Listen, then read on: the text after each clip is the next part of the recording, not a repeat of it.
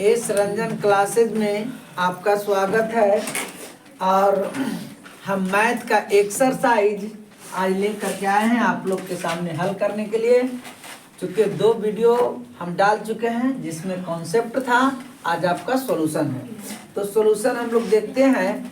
Exercise 8.1 में क्या है। एक्सरसाइज 8.1 में देखिए आपका सॉल्यूशन क्या है। इसमें दिया गया है ए बी बराबर 24 सेंटीमीटर, ए बी बराबर 24 सेंटीमीटर, बी सी बराबर 7 सेंटीमीटर और इसमें निम्नलिखित का मान निकालना है। देखिए एक फिगर बनाते हैं जिस इसमें यह भी कहा गया है कि कोण बी समकोण है, कोण बी समकोण है। A B equal to 24 centimetre, B C equal to 7 centimetre और कोण बी समकोण है। तो सबसे पहले हम लोग फिगर बना लेते हैं और फिगर जितना अच्छा होगा, फिगर आप जितना बनाने में सक्षम रहेंगे उतना आपका अच्छा मैथ का सॉल्यूशन होगा।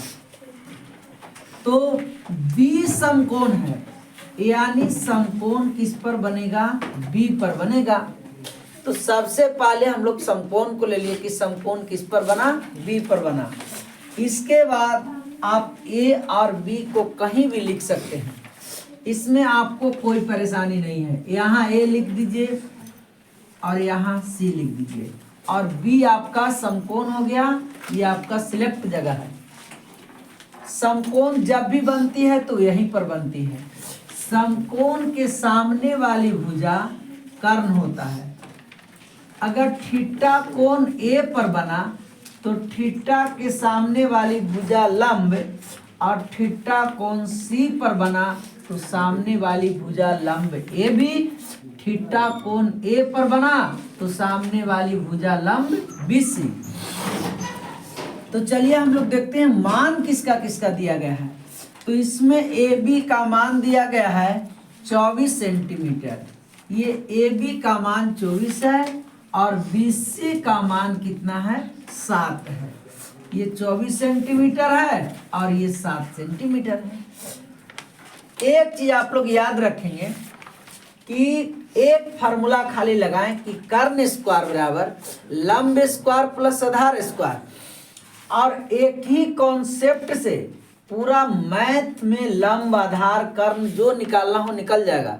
लंब का फार्मूला याद करने की जरूरत नहीं है, आधार का फार्मूला याद करने की जरूरत नहीं है, आप एकदम आसानी से निकाल सकते हैं। तो देखिए यहाँ कभी ए पर कोण बनेगा और कभी कोण सी पर बनेगा, इसलिए लंब और आधार कहना यहाँ उचित नहीं है।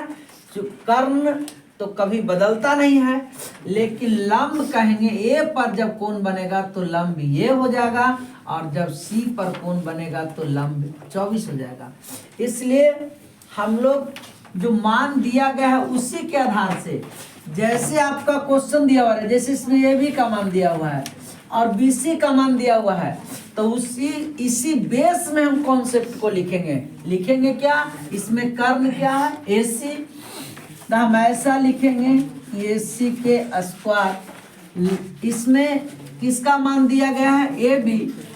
हम लोग जानते हैं कि जो बड़ी भुजा होती है 2 छोटी भुजाओं का वर्गों का योग होती है।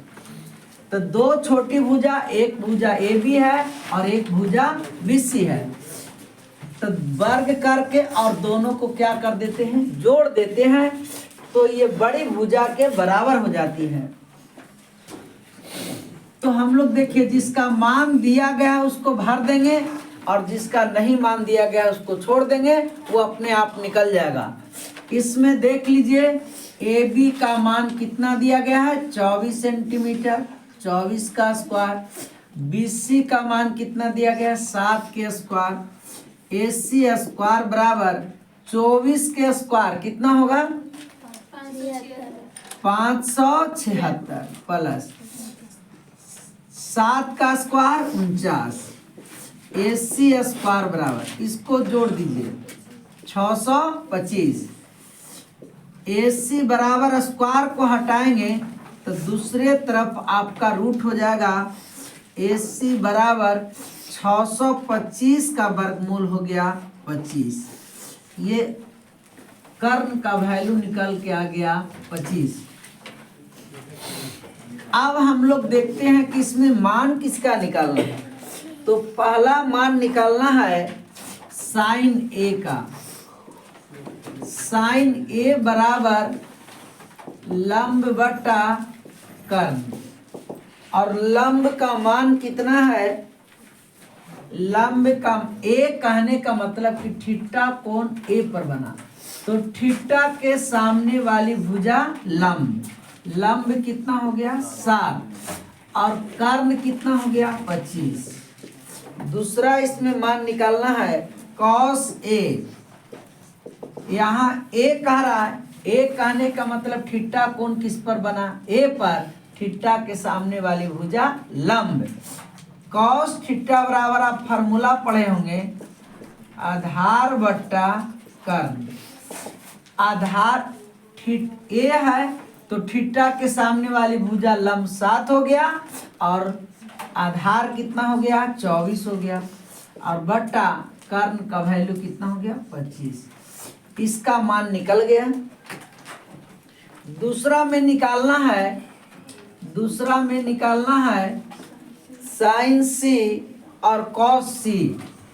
साइन C, साइन थीटा बराबर लंब बटा कर्ण, लेकिन इसमें कोण किस पर बना है? C पर, तो थीटा के सामने वाली भुजा लंब, ये 24 हो गया और ये 25। दूसरा क्या निकालना है? cos C। cos C आधार बटा कर्ण। अब देख लीजिए थीटा कोण किस पर बन रहा है? C पर, थीटा के सामने वाली भुजा लंब, और आधार कितना है 7, तब यहाँ हो जाएगा 7 और कर्ण कितना हो जाएगा 25। यही आपका आंसर हो गया। एक बार इसको आप लोग नोट कर लीजिए।